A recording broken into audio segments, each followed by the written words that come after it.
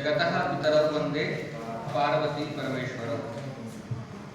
तो आज आपका नया अलंकार प्रारंभ होगा, यमक।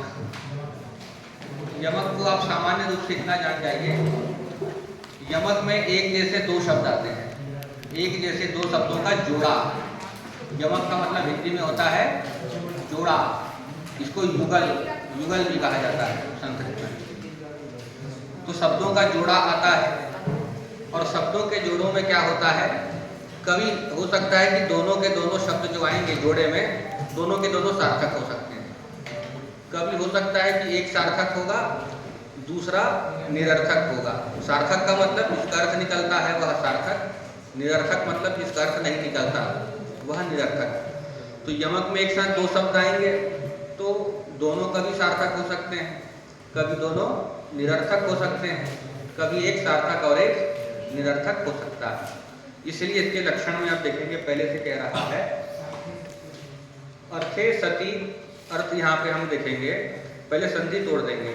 अर्थे सती अर्थ भिन्नानाम वर्णानाम सा पुनः श्रुति।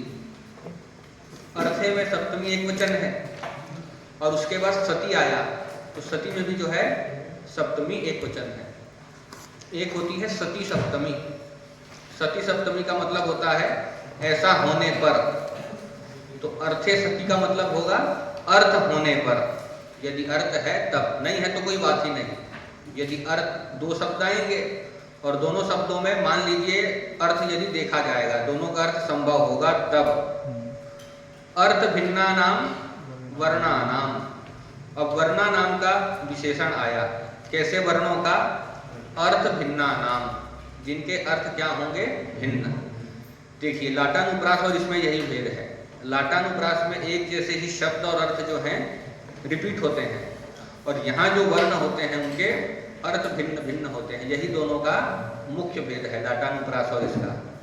लाटानुप्रास में भी कल देखे थे ना, यस्य च सविधे दयिता में एक जैसे ही शब्द अर्थ की जो है पुनरुक्ति थी। यहाँ पर भी वही पुनरुक्ति होगी, लेकिन यहाँ भेद क्या होगा? अर्थ उनका सर्वथा दोनों पदों का जो है अलग अलग होगा। तो अर्थ भिन्ना नाम, तो भिन्ना अर्था ये शाम, ये इसका विग्रह होगा, भिन्ना अर्था ये शाम। और उसके बाद क्या होगा? अर्थ शब्द जो है ये जो है आपका, ये पहले आ जाएगा, पूर्व में प्रयोग हो जाएगा इसका।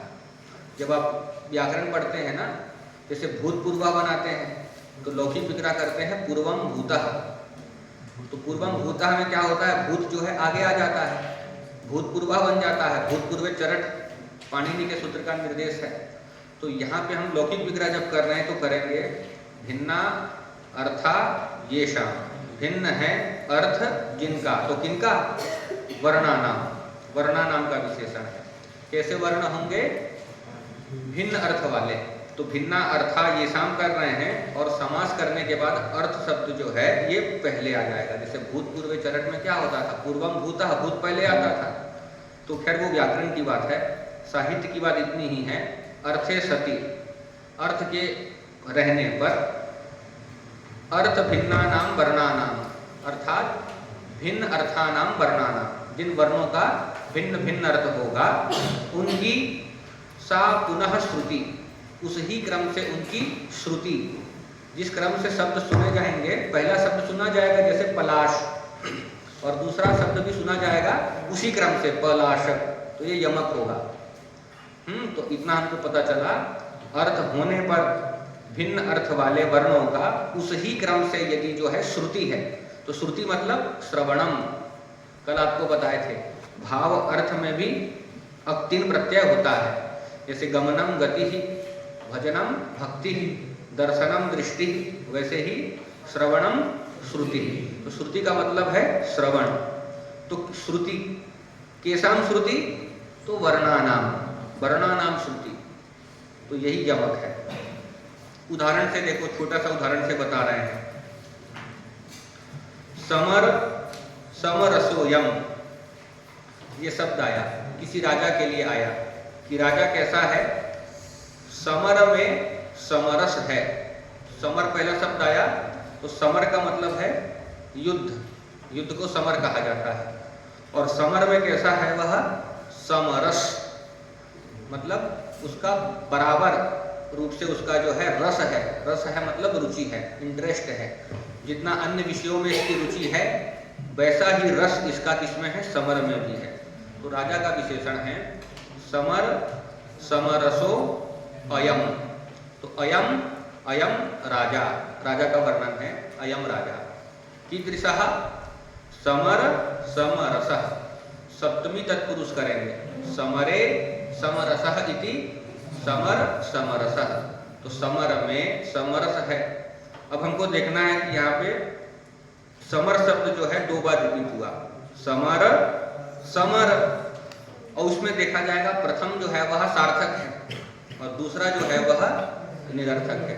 प्रथम वाला सार्थक क्यों है, क्योंकि समर शब्द का मतलब क्या है, युद्ध है, और दूसरा जो समर आया वो निरर्थक है, क्योंकि वहां पे हम क्या शब्द लिए थे, समरस, सम है रस, समरस मिला के दोनों शब्द जुड़ा था, सम और रस मिला के, समर जो है निरर्थक है। तो यमक में यही कहा गया था कि यदि अर्थ हो तब, लेकिन यहाँ तो है क्या है, एक तो सार्थक है दूसरा निरर्थक है, तो यहाँ पे भी यमक हो जाएगा। यमक में अर्थ की अपेक्षा नहीं होती, लाटानुप्रास में अर्थ की अपेक्षा होती है ना। हाँ, पूरे एक जैसे शब्द आते हैं, पूरे एक जैसे अर्थ आते हैं, लेकिन वहां पे तात्पर्य भिन्न होता था। यहाँ पे अर्थ नहीं होगा तब भी चलेगा, यदि अर्थ आया तो वो अर्थ जो होंगे भिन्न भिन्न होंगे। तो यही उदाहरण बताया, समर समरसो अयम इत्यादौ, इत्यादि में एकेषाम अर्थवत्वे अन्येषाम अनर्थकत्वे भिन्नार्थानाम इति न युज्यते वक्तुम। यहाँ पे बता रहे हैं एकेषाम अर्थवत्वे, एक का तो अर्थ है, समर समर 2 शब्द आया तो एक समर का क्या है, अर्थ है, और अन्येषाम अनर्थकत्वे, अन्य जो है द्वितीय जो आया समरस वाला समर, वह जो है अनर्थक है। तो इसीलिए हमने यहाँ पे मूल में मम्मटाचार्य बता रहे हैं कि हमने भिन्न अर्था नाम ये नहीं कहा, भिन्न अर्था नाम नहीं कहा, हमने क्या कहा, अर्थे सति, अर्थ यदि हो तब, नहीं है तब तो कोई बात ही नहीं। यहाँ यदि इतना नहीं कहते मम्मट लक्षण में, अर्थे सति नहीं कहते, केवल इतना ही कह देते कि भिन्नार्थानाम वर्णानाम सा पुनः श्रुति, भिन्न अर्थ वाले वर्णों की जो है उसी क्रम से श्रुति जो है यमक है। तो हर जगह हमको क्या करना पड़ता, भिन्न अर्थ वाले वर्णों को ढूंढना पड़ता, जिन वर्णों के भिन्न भिन्न अर्थ होंगे। तो यहाँ पे भी फिर यदि हम ढूंढते तो पहला समर शब्द तो सार्थक हो जाता, दूसरा समर का तो कोई अर्थ नहीं होता ना।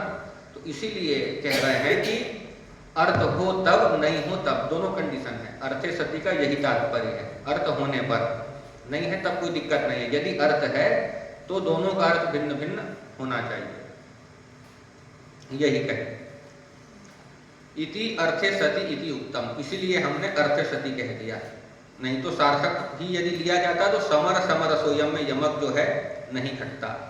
अच्छा, अब दूसरी बात इसमें जान जाइए, यमक जो होगा उसमें उसी क्रम से जो है, पहले इस क्रम से जो शब्द आएगा उसी क्रम से वो दूसरा शब्द भी आएगा। जैसे समर समर उसी क्रम से आया, स पहला है, म द्वितीय है और र तृतीय है, उसी क्रम से रिपीटेशन हुआ।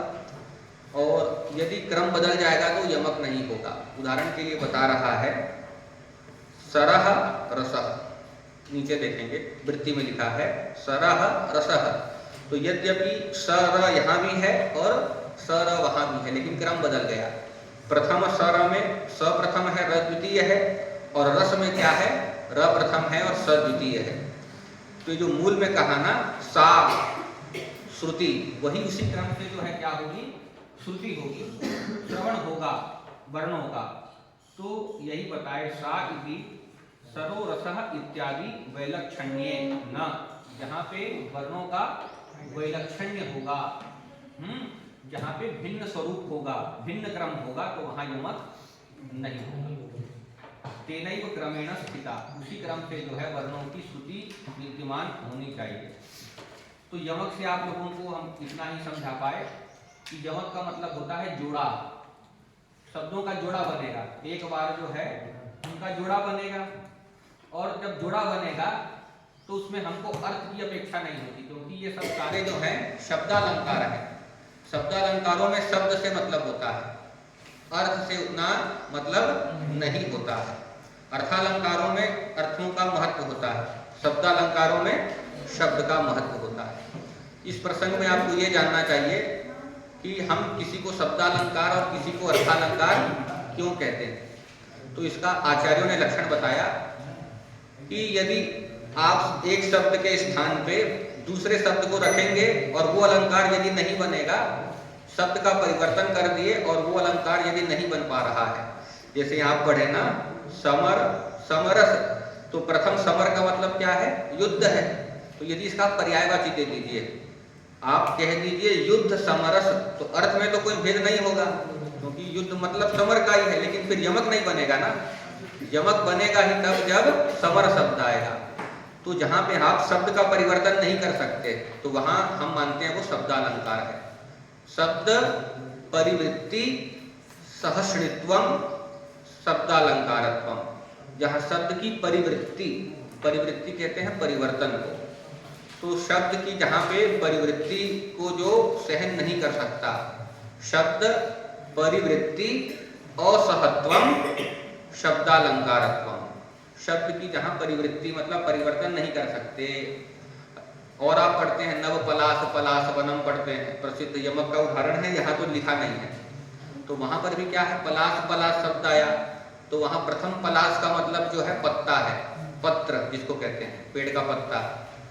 तो यदि मान लीजिए हम वहां प्रथम पलाश के स्थान पे उसका पर्यायवाची शब्द पत्र लिख देंगे, तब वहां क्या होगा स्वरूप? नवपत्र पलाश। अर्थ में तो कोई भेद नहीं होगा, लेकिन यमक नहीं बनेगा ना। यमक मतलब जोड़ा होना चाहिए, तो जोड़ा नहीं बन रहा है। तो शब्दालंकारों का मतलब यही होता है, वहां अलंकार जो होता है वो कहाँ पे होता है?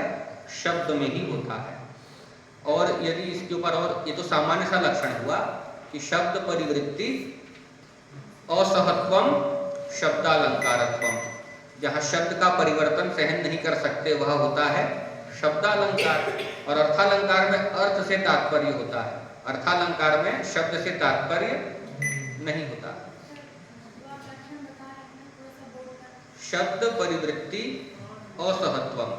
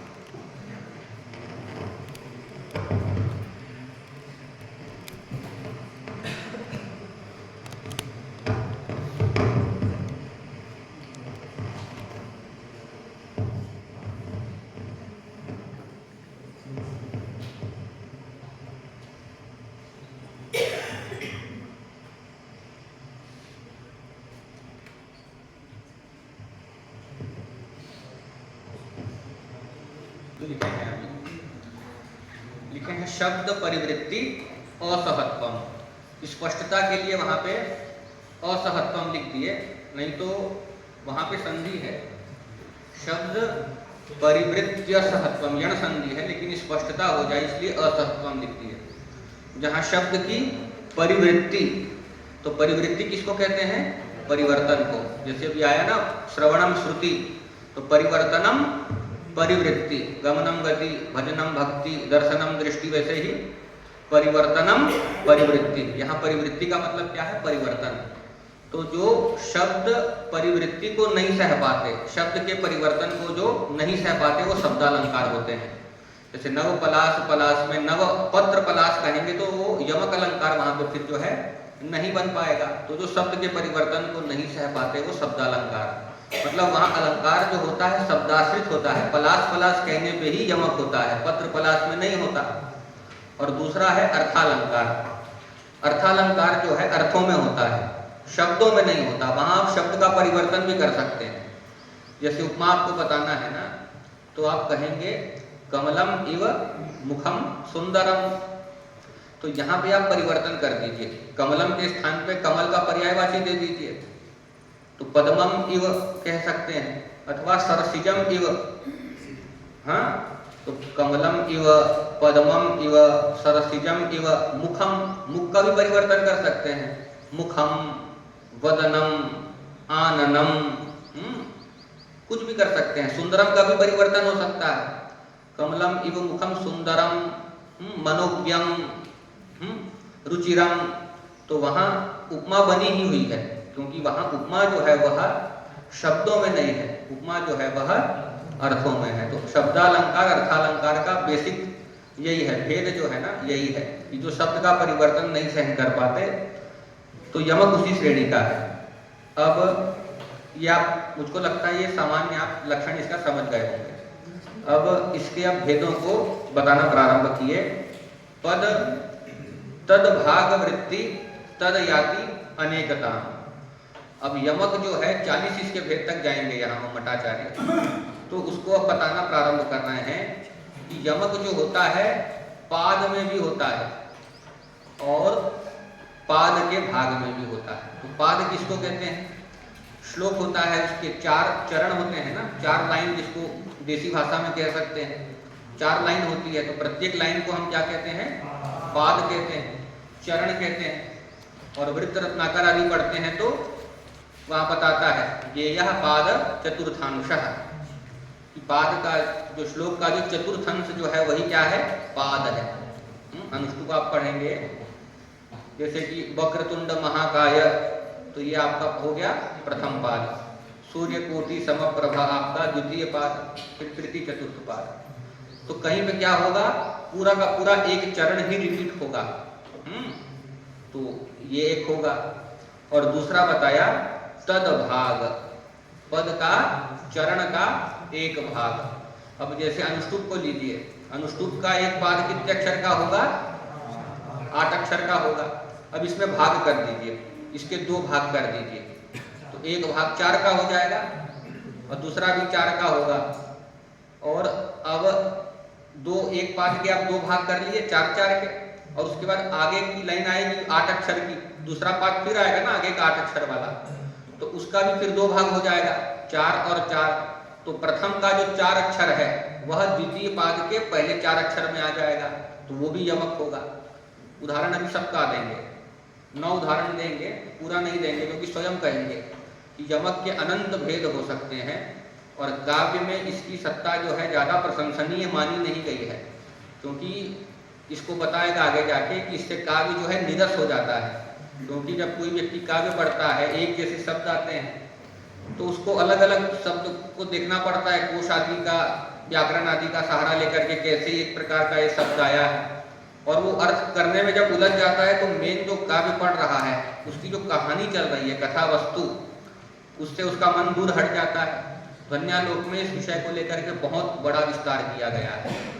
यमक आदि वो कहते हैं कि यद्यपि कवि में अनंत शक्ति क्यों ना हो, प्रतिभा क्यों ना हो अलंकार को लिखने की, अलंकार निष्पादन की अत्यंत शक्ति क्यों ना हो, लेकिन यमक आदि का वो यदि वो प्रयोग कर देगा तो वो उसका प्रमाद माना जाएगा। यमक जो है कभी भी काव्य में प्रयोग नहीं करना चाहिए, क्योंकि कवि जो वहाँ अलंकार का लक्षण सामान्य रूप से बताए कि कवि यदि काव्य लिख रहा है, श्रृंगार रस या कोई भी रस में लिख रहा है, तो वो कवि जो है केवल उस रस, कवि का फोकस होना चाहिए रस में, क्योंकि काव्य की आत्मा जो है रस है। वो रस में निमग्न होकर जब काव्य करेगा और स्वयं अपने आप अलंकार यदि निष्पन्न हो गया तो वही अलंकार है, उसको दूसरा प्रयास नहीं करना है काव्य अलंकार बनाने का। वहां यही लक्षण बताते हैं, अपृथक यत्न निर्वर्त्यत्वम अलंकारत्वम। कवि का क्या होगा? अपृथक यत्न, पृथक मतलब अलग, पृथक यत्न मतलब अलग यत्न, अलग यत्न नहीं होना चाहिए, अपृथक यत्न से जो निर्वर्त्य हो जाए, कवि के एक ही प्रयास से जो उत्पन्न हो जाए। तो एक प्रयास क्या होगा? रस के सन्निवेश का जो है यही उसका प्रधान प्रयास होगा कि रस के लिए वो सन्नद्ध होगा, रस मेरे काव्य में आए, रस में ही वो अपने मन को लगा के काव्य लिखता रहे और स्वयं जो आ जाएगा वही अलंकार है। और यदि प्रयास पूर्वक लाएगा तो कवि क्या हो गया? उस समय रस से दूर हट गया ना, कहानी को छोड़ दिया, वो अलंकार बनाने में अपनी बुद्धि व्यायाम कर रहा है। और यमक में तो ज्यादा बताते हैं कि यमक आदि जो दुष्कर बंद हैं, उस सब में तो बहुत ज़्यादा प्रयास अपेक्षित होता है, तो यमक के लिए बहुत निषेध किए हैं। लेकिन यहाँ प्रसंग आया है तो बताना पड़ेगा ही, तो अनेक इसके भेद होंगे। तो यहाँ पंक्ति में यही बताया, पाद तदभाग वृत्ति। पाद में भी होता है, तो पाद का मतलब बता दिए, पाद मतलब चरण, और तदभाग, तस्य भाग तदभाग, तो तस्य से लेंगे पादस्य, पाद का भाग। और इन दोनों में जिसकी क्या है, वृत्ति, स्थिति, जिसकी वृत्ति है, किसकी स्थिति है, यमक की है, यमक की वृत्ति, वृत्ति मतलब स्थिति। तो यमक की स्थिति कहाँ कहाँ हो सकती है, पाद में भी और तदभाग, पाद के एक भाग में भी, और तत् याति अनेकता, तत् तत् अर्थात यमकम, अनेकताम याति, अनेकता को वो प्राप्त हो जाता है, अनेक भेद को यमक प्राप्त होता है। कहाँ कहाँ रह के, पाद में रह करके और पाद के एक भाग में रह करके। अब यही कुछ बताना प्रारंभ किए।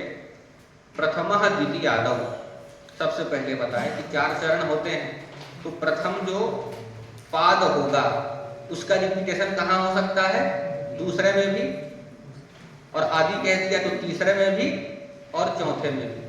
चारों में यदि वो प्रथम पाद रिपीट हो गया तो ये कितने भेद हो गए इसके, 4 हो गए। पहला जो है पहले में, पहले और दूसरे में आ गया, फिर वही पहला जो है पहले और तीसरे में आ गया, और वही पहला जो है चौथे में आ गया, तो ये 3 भेद हो गए। फिर कहा द्वितीय तृतीय आदौ, दूसरा भेद जो है वह तृतीय आदि में, तो आदि से चतुर्थ भी आ जाएगा, क्योंकि पहले में नहीं कहा ना, क्योंकि पहले में तो पहले कह दिया है प्रथम द्वितीय में आएगा, तो बात एक ही हो गई। तो पहला द्वितीय, पहला और दूसरा पाद एक ही होगा, तो ये तो उससे ही ग्रहित हो गया। तो यही कहा, दूसरा जो है तीसरे में भी आ सकता है और चौथे में भी, तो ये 2 भेद हो गए, 3 और 2 5 हो गए। फिर कहा तृतीय चतुर्थे, तीसरा जो है पाद हूबहू वैसा चौथा पाद भी हो सकता है, तो ये कितना हो गया, 1 हो गया, 6 हो गया।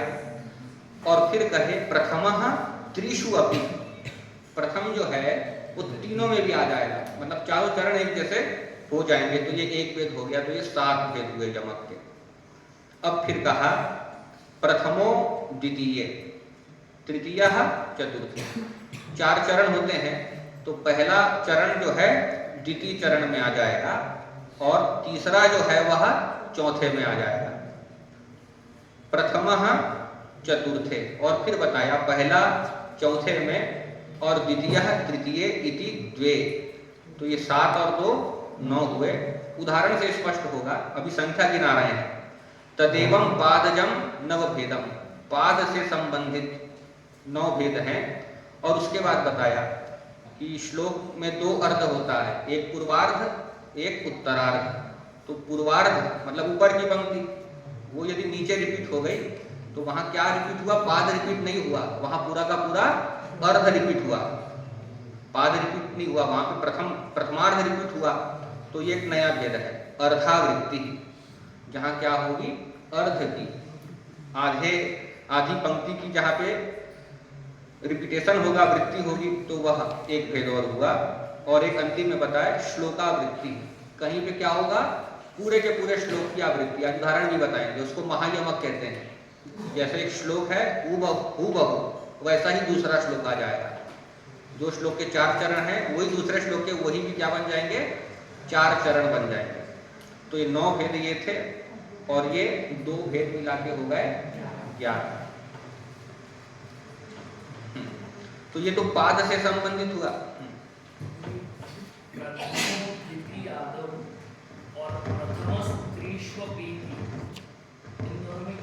हाँ, अच्छा प्रश्न। जब कहा प्रथमः द्वितीय आदौ, तो पहला जो है दूसरे में भी आ जाएगा, और आदि से पहला जो है वो तीसरे में, और पहला जो है चौथे में। तो जब पहला दूसरे में आ रहा है तो उस समय तीसरे और चौथे में नहीं है, और जिस समय पहला तीसरे में आ रहा है तो उस समय दूसरे और चौथे में नहीं है, और पहला जब चौथे में आ रहा है तो दूसरे और तीसरे में नहीं। और ये जो कह रहा है ना प्रथमः त्रिषु, तो उस समय पहला जो है द्वितीय में भी है, तृतीय में भी है और चतुर्थ में, ये इसका दोनों का भेद है। तो तो ये तो पाद से संबंधित हुए। अब फिर बताया था पाद का भाग, तो उसको अब बताना प्रारंभ किया। द्विधा विभक्ते पादे, पाद को अब जो है दो प्रकार से विभक्त कर लेंगे। जैसे अनुष्टुप हुआ, एक पाद बना 8 अक्षर का, अब इसको दो प्रकार से विभक्त कर दीजिए आप। तो दो प्रकार से विभक्त क्या होगा, 4 और 4, क्योंकि बताए थे यमक जो है पाद में भी होता है और उसके भाग में भी होता है, तो भाग वाले को अब यहाँ से बताना प्रारंभ किया। द्विधा विभक्ते पादे, प्रथम आदि पादादि भाग, प्रथम आदि का तो 4 पाद होंगे ना, तो प्रथम आदि का जो पाद का आदि भाग है, चारों पाद के, क्योंकि प्रथम आदि कह दिया तो आदि से कौन आ जाएगा, द्वितीय, तृतीय, चतुर्थ, और इन सब का क्या होगा, आदि भाग। जैसे अनुष्टुप है ना, 4 चरण के आदि भाग, मतलब चारों चरणों के पहले 4-4 अक्षर। पूर्ववत क्या होंगे, द्वितीय आदि पाद आदि भागे, दूसरे आदि के। जैसे पहले उदाहरण से समझ लीजिए कि पहला चरण हुआ, उसका भाग क्या हो गया, पहले 4 अक्षर, और यही 4 अक्षर कहाँ जाएंगे, दूसरे पाद के पहले 4 अक्षर बन जाएंगे। उदाहरण आएगा आगे, अभी सिद्धांत बता रहा है। सिद्धांत के बाद जो है आपको कल बताए थे कि आचार्य पहले जो है सूत्र के रूप में बताते हैं या कारिका के रूप में, फिर उसी बात को वो वृत्ति में, और वृत्ति कल आपको बताए थे कि सूत्र मात्र से या व्याख्या सा वृत्ति रविधीयते, सूत्र मात्र की जो व्याख्या होती है वही वृत्ति होती है, और उस वृत्ति को और हृदयंगम करने के लिए, स्पष्ट करने के लिए क्या करते हैं, उदाहरण देते हैं। तो अब ये वृत्ति चल रही है आपकी, और यदि हमको लगता है उदाहरण साथ देखेंगे तो आप लोग को थोड़ा सरलता हो जाएगी, तो उदाहरण देखते चलिए आप। पहला उदाहरण आ रहा है, इसमें भी देख लीजिए, इसमें पहला उदाहरण लगा दीजिए।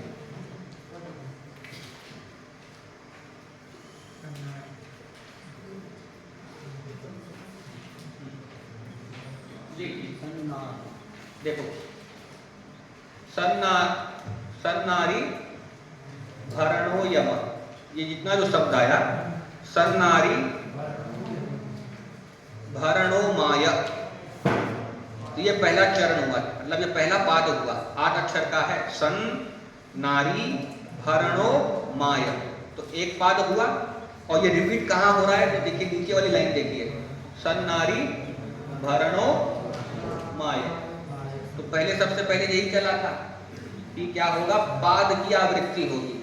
तो प्रथम पाद की आवृत्ति कहाँ पे हुई है, यहाँ पे तृतीय पाद में हुई है, तो ये भी एक यमक की क्या है, श्रेणी है। तो पहले पाद का विभाग बताया, और उसके बाद दूसरा उदाहरण देखेंगे यहीं पे, आप लोग किताब में भी देख सकते हैं यदि किताब है तो प्रथम में सन्नारी भरणो माया, ये रिपीट हुआ हुबहू तीसरे चरण में, सन्नारी भरणो माया, और दूसरे श्लोक में विनायमेनो नयता सुखादिना, ये कहाँ रिपीट हुआ, दूसरे में हुआ, दूसरा फिर पाद देखो प्रथम के ही समान बन गया, विनायमेनो नयता सुखादिना, तो प्रथम पाद जो है यहाँ पे कहाँ रिपीट हुआ, द्वितीय में हुआ, और तीसरा जो है वह चतुर्थ में हो रहा है, आगे दिखा रहा है, महाजनो दीयतमान सादरम, फिर यही रिपीट हो गया, महाजनो दीयतमान सादरम, तो प्रथम पाद पूरा द्वितीय पाद में प्रयुक्त हुआ, और तृतीय पाद जो है पूरा चौथे में प्रयुक्त हुआ। भेद इसका इतना ही है कि पहला जो है वह संदंश यमक है, जब प्रथम पाद तृतीय पाद में रिपीट होता है तो उस यमक की संज्ञा है संदंश, तो प्रथम जो है आपका संदंश यमक है, और दूसरा वाला जो है आपका ये युग्म यमक है। हर प्रकार के 40 यमकों की संज्ञा बताए हैं, तो दूसरा जो यमक है ना आपका, प्रथम जो है द्वितीय में आ गया, तृतीय जो है चतुर्थ में आ गया, तो युग्म यमक इसका नाम है। और फिर तीसरा उदाहरण देखेंगे आप, तीसरा उदाहरण देख लीजिए, तो ये देखिए, ये पूरे के पूरे श्लोक का रिपीटेशन हुआ, जो मैं आपको बताया था ना कि पूरा का पूरा श्लोक ही जो है रिपीट होता है, वो महायमक है। तो ये श्लोक देखेंगे, सत्वारं भरते अवश्यमबलं विदतारवं सर्वदा रण माने सी दवानल समस्थिता, ये श्लोक दिया अनुष्टुप में। और इसका देखिए फिर से, सत्वारंभरतो वश्यम अवलंबित तारवम सर्वदारण मानैसी दवानल समस्थिता, ये हूबहू जो है पूरा का पूरा श्लोक रिपीट हो गया। तो हम यही पढ़े थे अंतिम में, ये वृत्ति भाग में, कि अर्ध की आवृत्ति होगी अथवा तो पूरे श्लोक की आवृत्ति होगी। तो यहाँ पूरे श्लोक की आवृत्ति हुई, तो इसकी संज्ञा क्या है?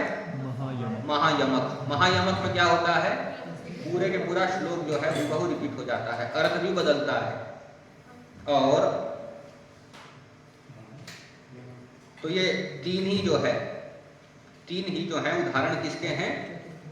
इन्होंने यहाँ दिखाए, क्योंकि जब आप पढ़ेंगे वृत्ति में, ये श्लोक जब आपका प्रारंभ हुआ ना पहला, उसके पहले ये दो पंक्ति में मूल में कहे हैं मठाचार्य, ये जो है अत्यंत निरस होता है। जैसे गन्ना होता है और गन्ने के बीच में जैसे गांठ आ जाती है, तो गांठ में रस नहीं होता, गन्ने के मध्य में ही रस होता है। तो वैसे ही काव्य जो है, काव्य के मध्य में इसकी स्थिति को कैसे माना? जैसे गांठ गन्ने के मध्य में निरस होती है, वैसे ही यमक को निरस माना। ये जो आप प्रथम श्लोक पढ़े हैं ना, उसके पहले की वृत्ति जो हम भाग यहाँ देखेंगे, तो इसमें यही बता रहे हैं। देख लीजिए, ये जो श्लोक सबसे पहला आपका चला ना, सन्नारी के, देखिए उसके ऊपर एक पंक्ति है, क्या वो पैराग्राफ को देख लीजिए। तथा तस्मिन् एव पादे आद्यादि भागानाम मध्यादि मार्ग गणेशु, इस पे पूरा एक प्रकार से भेद बताया है वृत्तियों में, कि पहले तो बता दिया पादों का, पादों के बाद पद का भाग का अनंत प्रकार किया है, उसका 40 प्रकार किया है पद के भागों का, कि कोई पाद का प्रथम 4 अक्षर द्वितीय पाद के पहले 4 अक्षर बन जाएगा, कहीं पे प्रथम पाद का अंतिम 4 अक्षर द्वितीय पाद के अंतिम 4 अक्षर का बन जाएगा, अथवा कहीं प्रथम पाद के 4 अक्षर जो है द्वितीय पाद के प्रथम 4 अक्षर बन जाएंगे। ये 40 प्रकार के यहाँ पूरे ये भेद बताए हैं। या तो अब आप वृत्ति में देख, या हम अभी उदाहरण देख लेते हैं, उदाहरण ही देख रहे हैं। आगे जो श्लोक आया, तो इसके अंतिम के 4 अक्षर देखिए, इसको थोड़ा ऊपर कर लीजिए, और बड़ा है तो बड़ा कर लीजिए, सबको दिख जाएगा। नहीं तो किताब है तो किताब में देख लीजिए। नवेदयाम अंतिम में आया, और वही जो है नीचे वाली पंक्ति में भी नवेदयाम। तो नवेदयाम ये क्या है? पूरा का पूरा पाद नहीं है, पाद का क्या है? एक भाग है। तो पाद के भाग की जो है आवृत्ति हुई है यहाँ पे। इसको कहते हैं हम संदष्ट यमक। इसमें क्या होता है? वो जो बताए थे वो संदंश था, और यह जो है संदष्ट, जहां द्वितीय चरण का अंतिम भाग चतुर्थ चरण का अंतिम भाग बनता है, तो संदष्ट यमक है। और अब इसके आगे का उदाहरण जो आ रहा है आपका, सदानतो यदानतो यदानतो यदानतो नयात्ययं नयात्ययं शिवे हितां स्मरामितां स्मरामितां। तो यहाँ पे क्या हो रहा है?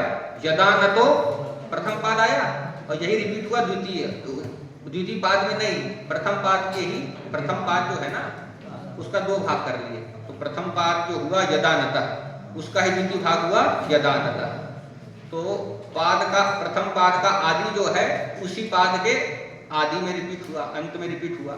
और उसके बाद द्वितीय पाद में जो है नतात्ययम, तो यह द्वितीय पाद का प्रथम आदि भाग है, यही इसी पाद के ही अंतिम में रिपीट हुआ कि नयात्ययम नयात्ययम नयात्ययम। और वैसे ही शिवे हिताम, यही रिपीट हुआ तीसरे में, फिर शिवे हिताम स्मरामिताम स्मरामिताम।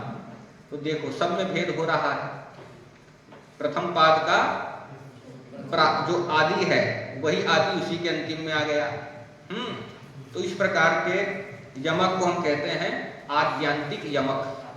आद्यांतिक, आद्य जो है वही उसका अंतिक है। जिस पाद का आद्य जो है, जैसे यहाँ पे यदानतः, ये क्या था? आद्य था। इस पाद का अंतिक जो बना, अंतिम जो बना, यही बना यदानतः। तो ये आद्यंतिक यमक है। और फिर आगे आ रहा है एक और, सरस्वती प्रसादम में स्थितिम चित्त सरस्वती। सरस्वती कुरुक्षेत्र, कुरुक्षेत्र सरस्वती। अब यहाँ पे क्या हो रहा है इसको देखना है। सरस्वती शब्द आया और ये कहाँ पे आया? पाद के आदि में आया, और ये रिपीट कहाँ पे हुआ? द्वितीय पाद के अंतिम में हुआ। और नीचे देखेंगे कि सरस्वती जो है ये भी जो है तृतीय पाद का आदि है, ये रिपीट हुआ चतुर्थ पाद के अंत में हुआ। तो ये भी यमक की एक स्थिति है। और इसमें एक चीज और देखना है, कुरुक्षेत्र, कुरुक्षेत्र कहाँ आया? तृतीय पाद के अंतिम में आया, और ये रिपीट कहाँ हुआ? कुरुक्षेत्र चतुर्थ पाद के पहले रिपीट हुआ। तो यमक के अनंत भेद होते हैं 40, कहाँ कहाँ कुछ भी रिपीट होता है 40, इसके कुल मिला के इसके भेद बनते हैं। तो इसको समुच्चय नाम का इसको भेद माना। समुच्चय मतलब मिल जाना। तो यहाँ कौन कौन मिला? तो देखिए सरस्वती ये क्या था? आदि में था, और सरस्वती अंतिम में था। तो ये आदि अंत यमक हुआ, लेकिन नीचे जो है क्या हुआ? अंतिम और आदि फिर मिल गया। सरस्वती सरस्वती नीचे तो आदि और अंत मिला, लेकिन ये कुरुक्षेत्र जो था ये क्या था? अंत था, और ये अंत कहाँ पे रिपीट हुआ? आदि में हुआ। तो ये अंतादि। तो आदि अंत और अंत आदि दोनों का यहाँ पे मिलान हुआ है, तो ये समुच्चय नामक भेद है। और आगे का आ रहा है उदाहरण। अब ससारसा, कंदर्पेण, कंदर्पेण ससारसा। तो ससारसा ये प्रथम पाद का आदि है, और ये रिपीट हुआ द्वितीय पाद के अंतिम में ससारसा। और नीचे जो है शरण्यवाना, ये जो है शरण्यवाना चतुर्थ पाद के अंतिम में हुआ। और यहाँ पे प्रथम पाद का अंतिम क्या है? ससारसा के बाद कंदर्पेण। ये कंदर्पेण कहाँ रिपीट हुआ? तृतीय पाद के आदि में हुआ कंदर्पेण। और वैसे ही नीचे वाले पंक्ति में ना विभ्राणा, ये तृतीय पाद का अंत था, ये रिपीट हुआ चतुर्थ पाद के आदि में, ना विभ्राणा। तो यहाँ पे क्या हुआ?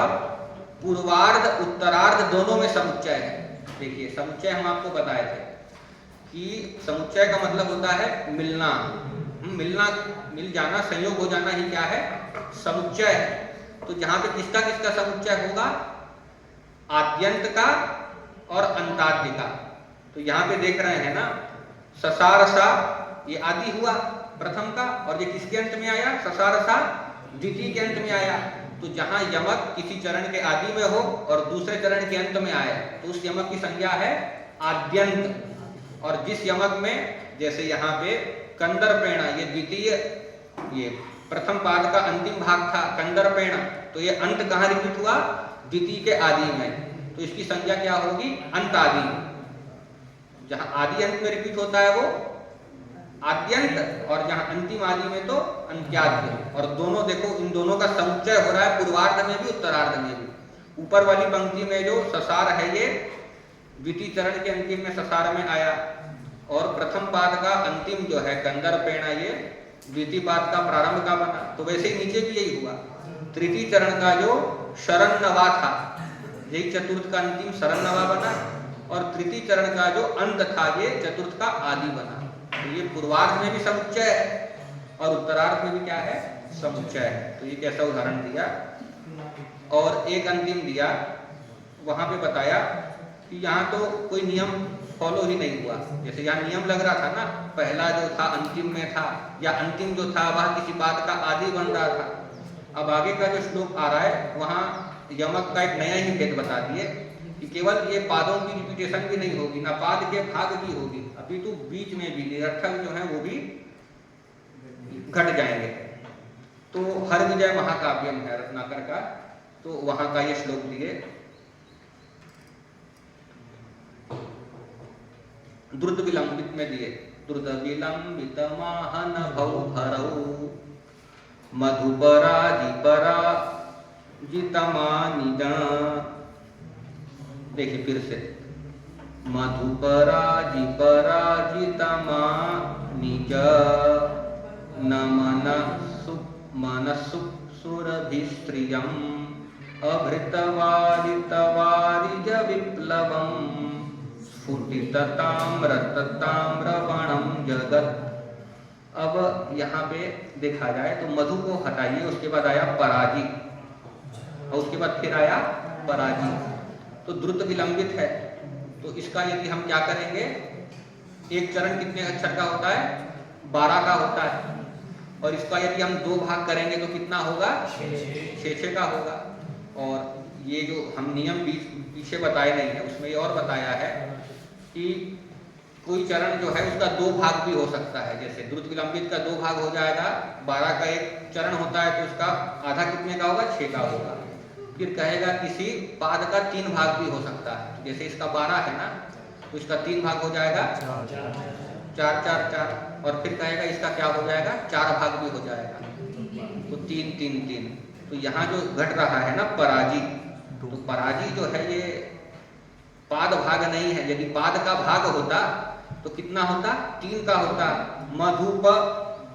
लेकिन जो देखा जाए पराजी ये पाद का भाग भी नहीं है ये, और पराजी, क्योंकि पाद का भाग यदि होता तो या वो क्या होता, 3 3 का होता। ये पराजी जो बन रहा है ये कहाँ बन रहा है, 1 2 3 में नहीं बन रहा है, 3 4 5 में बन रहा है, और इसकी रिपीटेशन कहाँ पे है, 6 7 8 में है, तो अनियत है ये। और वैसे ही आगे जब चलेंगे तो मनहसु, मनहसु ये भी जो है अनियत रूप से आया है, मनहसु मनहसु। और नीचे की पंक्ति में तवारी, नीचे की पंक्ति में अभरी के बाद जो है त आया, तवारी, और उसके आगे फिर आया तवारी, और अंतिम चरण में तताम्र तताम्र, तो अनियत रूप से यहाँ पे आया है। तो ये उसका ये भेद हुआ, और नियम हमारा जो था उसको अब आप सरलता से समझ जाएंगे। तो यही मूल में आ जाइए जहाँ बता रहे थे विषय।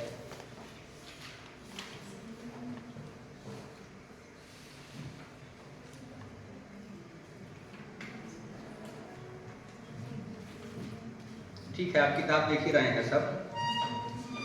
तो यही कहा विधा विभक्ते पादे, किसी भी पाद को आप 2 प्रकार से विभक्त कर सकते हैं, मतलब आधा आधा कर सकते हैं। अनुष्टुप है तो उसको 2 प्रकार से विभक्त कर देंगे, 4 4 हो जाएगा।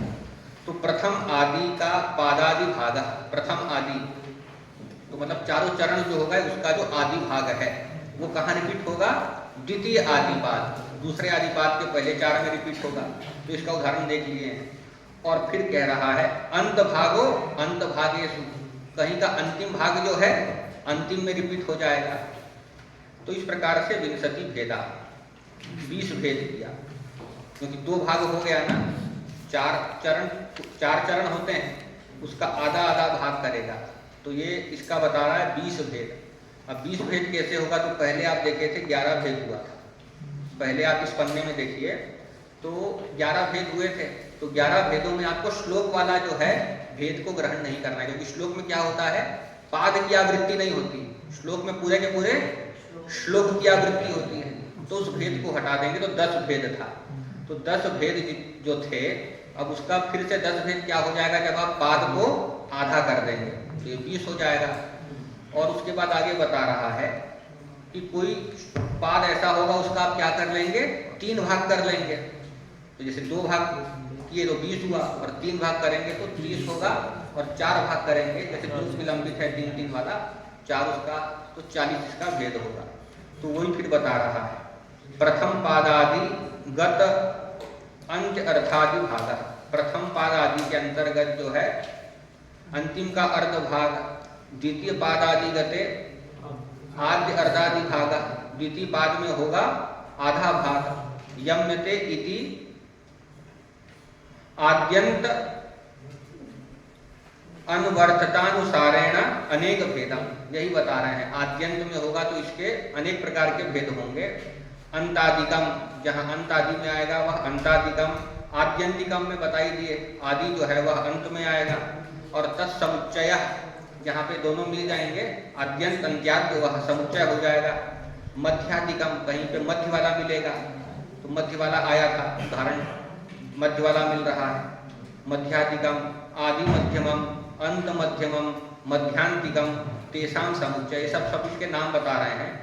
और मेन बात अब यहाँ से बताए, तथा तस्मिन् एव पादे आद्यादि भागानाम मध्यादि भागेषु अनियते च स्थाने, ये जो आप अंतिम में पढ़े तो उसका ही नियम बताया, अनियते च स्थाने आवृत्ति, नियत स्थान में नहीं अनियत स्थान जहाँ नहीं भी बताया वहाँ पर भी इसकी आवृत्ति होगी, जो अंतिम श्लोक आप पढ़े थे पराजी पराजी वाला। तो इस प्रकार से प्रभूत तम भेदम, इसके अनंत भेद हो सकते हैं यमक के। तदेतत् काव्य अंतर गणु भूतम, ये काव्य के मध्य में यमक जो होता है बता रहा है गणु भूत। तो गणु का मतलब बताए थे गांठ, जैसे गन्ना आदि आप खाते हैं तो मध्य में जैसे गांठ आ जाती है तो गांठ में कोई रस मिलता नहीं है, नीरस हो जाता है। तो वैसे ही यह भी काव्य के मध्य में यमक अलंकार जो है ये क्या है, नीरस है।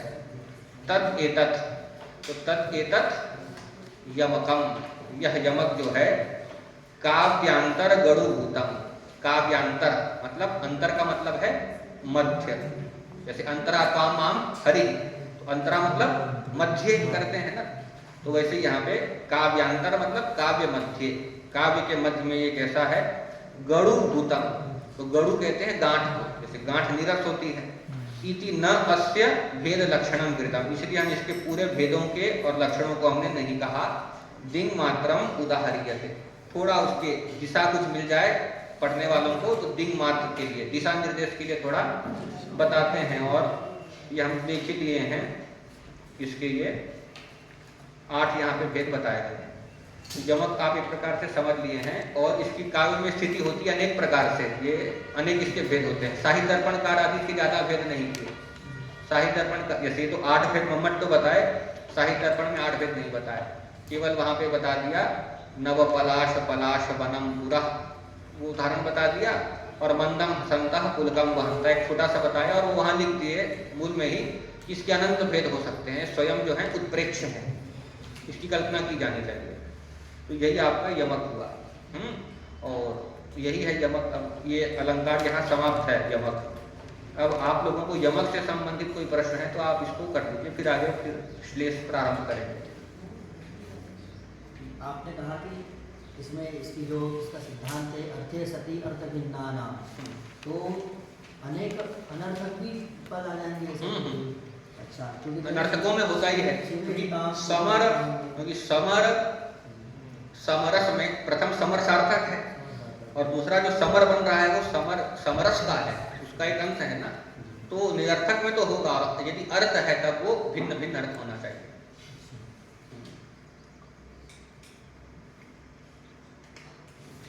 तो फिर जैसे कई स्तुतियाँ आदि जो होती हैं जहाँ शब्द की बहुत प्रधानता होती है, अब जैसे यहाँ पे शिवे हिताम स्मरामिताम, तो मैं बार बार कर रहा हूँ, एक वो भी आवृत्ति लगती है ना कि मैं कितनी बार कर रहा हूँ, फिर जैसे तो निरर्थक हो जाएगा, तो बीमार रखने का क्या तात्पर्य है इसका? नहीं, वहाँ तो समर समर सोयम ये सार्थक है ना, समर समर सोयम वाक्य सार्थक है, लेकिन समर समर जो है द्वितीय समर क्या है, निरर्थक है आपका। शारदा शारदाम्बोज वदना वदनाम्बुजे सर्वदा सर्वदास्माकं सन्निधिं सन्निधिं, यमक है आपका।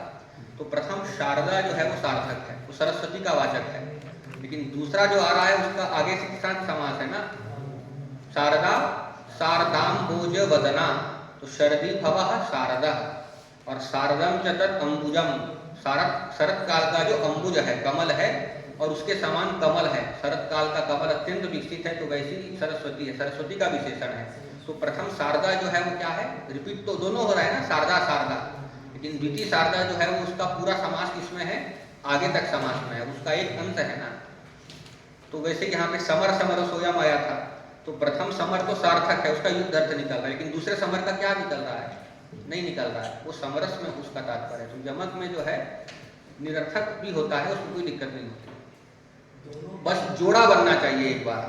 दोनों पद निरर्थक या दोनों भी सार्थक हो सकते हैं, दोनों निरर्थक भी हो सकते हैं।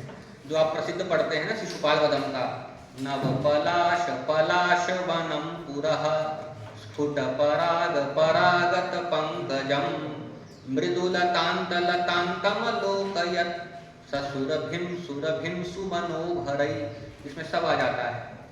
तो इसमें वर्णन यही है, कृष्ण जो हैं रथ में बैठ के जा रहे हैं और वो किसको देख रहे हैं? बसंत ऋतु को देख रहे हैं। स सुरभिम अलोकयत, पूरा यदि श्लोक है तो उसमें यही आया, सह सुरभिम अलोकयत। तो सह कृष्ण सुरभिम, तो सुरभि कल आपको बताए थे, सुरभि मतलब वसंत मास, तो कृष्ण ने वसंत को देखा। अब सब जो आया सुरभिम का विशेषण है। सुरभिम का विशेषण पहले से चला, नव पलास पलास वनम। नव पलास मतलब नए पत्ते हैं, जिसमें ऐसा जो पलास का वृक्ष है, जिसमें ऐसा बसंत ऋतु। तो नव पलास पलास आया, तो प्रथम पलास का मतलब क्या हुआ? पत्ता, और दूसरा पलास का मतलब क्या हुआ? वृक्ष। तो ये दोनों पलास पलास कैसे हैं? सार्थक है, क्योंकि तो एक का अर्थ निकल रहा है पत्ता, एक का निकल रहा है पलास वृक्ष।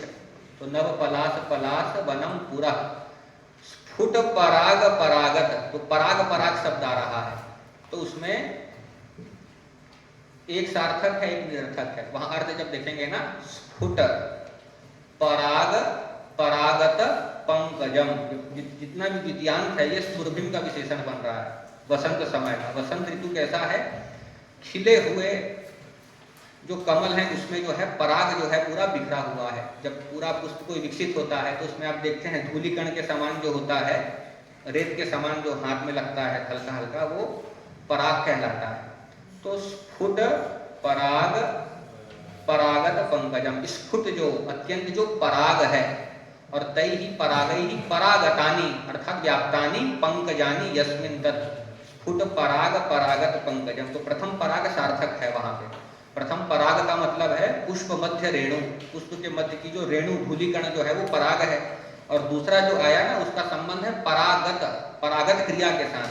तो प्रथम पराग हुआ सार्थक, और दूसरा परागत में पराग का संबंध है तो दूसरा हुआ निरर्थक। और मृदुल तांत लतांतम, ये भी सुरभिम का विशेषण है।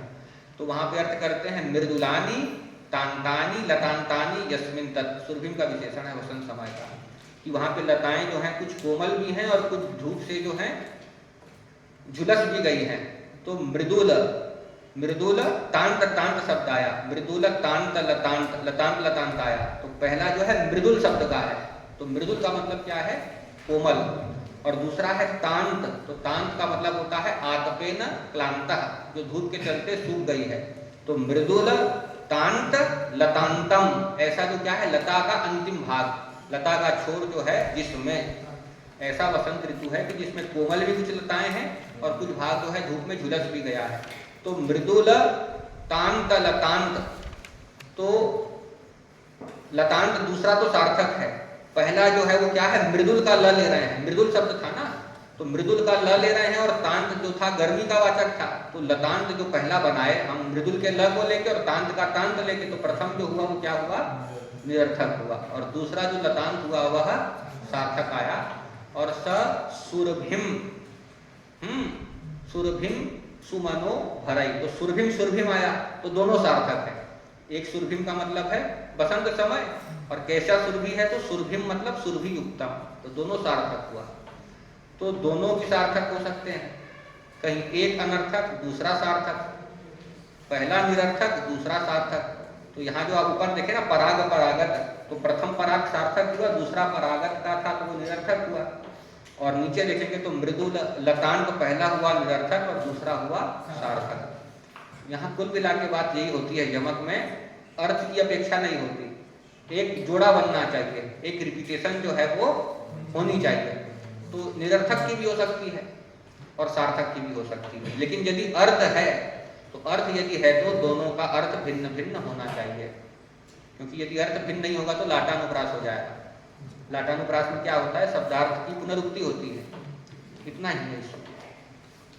सर निरर्थक शब्द थोड़ा सा परिभाषित कीजिए। निरर्थक शब्द निर्गतः अर्थः यस्मात् स निरर्थकः। पहले व्युत्पत्ति बताता हूँ, उसके बाद अर्थ बताता हूँ। निरर्थक है ना, तो निरुपसर्ग है, आप उपसर्ग पढ़ते हैं, 22 उपसर्ग है ना, पर परा इत्यादि। तो जब आप व्याकरण पढ़ते हैं तो कर्मधारय, जब आप तत्पुरुष पढ़ते हैं उसका भेद कर्मधारय ये सब पढ़ते हैं, तो उसी में बताया प्रादयः गताद्यर्थे प्रथमया, प्र आदि की गत आदि अर्थ में प्रथमा के साथ समास होता है। प्रगतः आचार्य प्राचार्य आदि उदाहरण लिखा। द्वितीय का भी बताता है। अत्यादयः क्रांत्यादि अर्थे द्वितीयया, अतिक्रांतः मालाम अतिमाला बनता है। अवादयः पृष्ठाद्य अर्थे तृतीयया, तृतीया का, चतुर्थी का सबका बताता है। वहाँ पंचमी का जो बताता है उसमें आपको समझना है, क्योंकि निरर्थक में निरुपसर्ग लगा, तो वहां वो बताता है कि निर आदि उपसर्ग का निकल जाने के अर्थ में पंचमी समास हम करते हैं। निरादयः निर आदि का, तो निरर्थक में निर आया ना, तो निर आदि का गताद्यर्थे पंचम यया, पंचमी के साथ समास होता है। तो हम यहाँ यही कर रहे हैं, निर्गतः अर्थः यस्मात्, निकल गया है अर्थ जिससे। निरर्थक उसको ही कहते हैं कि जहां से अर्थ निकल गया है। तो जिसका व्याकरण से अर्थ हो गया निर्गतः अर्थः यस्मात्, जिससे अर्थ निकल गया, जिसका अर्थ ही नहीं है। और इसका यदि हमको अर्थ समझना है सामान्य रूप से, तो अर्थ रहित निरर्थक का, जिसका अर्थ ही कुछ नहीं होता, जिसका कोई अर्थ हम निकाल नहीं पाते। तो जैसे दूसरा यहाँ पे समर समरस था, तो प्रथम समर का अर्थ निकाल रहे थे ना युद्ध, दूसरा समर का नहीं निकाल पा रहे थे, क्योंकि वो समर स्वयं में उसकी सत्ता नहीं है, उसकी सत्ता सम और रस मिला करके उसकी सत्ता है। तो ये दूसरा जो समर है वह निरर्थक था। तो निरर्थक मतलब जहाँ जिस शब्द का अर्थ नहीं होता वो निरर्थक होता है, और जिसका अर्थ होता है शब्द का वह सार्थक होता है। यहाँ पर प्रसिद्ध शब्दों के अर्थ ही लेंगे, मतलब अर्थ तो दोनों के ही हैं, सार्थक तो दोनों ही होंगे, दोनों के ही अर्थ होंगे, तो प्रसिद्ध शब्दों के जो अर्थ लेंगे वही इससे बोल सकते हैं। देखिए यहाँ अर्थ होगा ना, तो उसमें प्रसिद्ध अप्रसिद्ध की बात नहीं आती। इसमें केवल यही होता है यमक में कि एक जैसे दो शब्द आ जाए, और फिर उसमें यह है कि अर्थ जो है फिर वो प्रसिद्ध भी हो सकता है अप्रसिद्ध भी हो सकता है। तो समर शब्द को आप क्या कहेंगे? हिंदी में सब जानते हैं तो इसको प्रसिद्ध कहेंगे। हाँ, ऐसा कोई नियम नहीं बताया कि कौन सा शब्द का अर्थ प्रसिद्ध है और कौन सा अप्रसिद्ध है। बस यही है समर समरस में, समर एक जो है सार्थक है और दूसरा जो है उसका कोई अर्थ ही नहीं है, वह निरर्थक है। यमक में प्रसिद्ध छेकानुप्रास में क्या होता है? छेक में अनेकों की क्या होती है, एक बार ही रिपीटेशन होती है, और उसमें स्वरों को नहीं लिया जाता। कल बताए थे कि स्वरों को क्यों नहीं लिया, क्योंकि यमक में लक्षण चला जाएगा। कल आप लोग को बताए थे वर्ण साम्यम अनुप्रासः, वर्णों का साम्य अनुप्रास है, और उसके नीचे ही कल बताया था स्वरों का सादृश्य नहीं लिया जाता। तो कल आपको बताए थे पढ़ाते पढ़ाते कि स्वरों का सादृश्य इसलिए नहीं लिया जाता क्योंकि ये यमक में अतिव्याप्ति हो जाएगी। तो छेकानुप्रास में क्या होता है, अनेकों की एक बार ही रिपीटेशन होती है। तो वहां पे स्पंद nd nd और ण और ड की आवृत्ति हुई थी, तो एक बार आवृत्ति हुई थी, वो छेकानुप्रास था।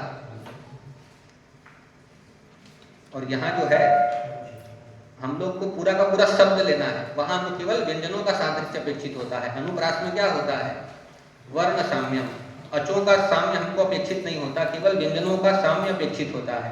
यहाँ आपको दोनों का अपेक्षित होता है। जैसे समर, तो स में अ, म में अ, र में अ, और आगे भी समर आया तो स में अ, म में अ और र में अ। यहाँ आपको व्यंजन स्वर विशिष्ट व्यंजन जो है उसकी पुनरुक्ति होती है, पूरे के पूरे पद की आवृत्ति होती है। वहाँ जो है अचों से लेना देना नहीं होता, वहाँ केवल व्यंजनों से लेना देना आपका होता है।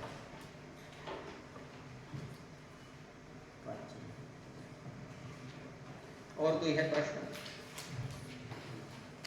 आगे बढ़े फिर इसके 8 भेद पढ़ेंगे। ये कुछ विस्तार वाला आ गया है विषय, श्लेष अलंकार।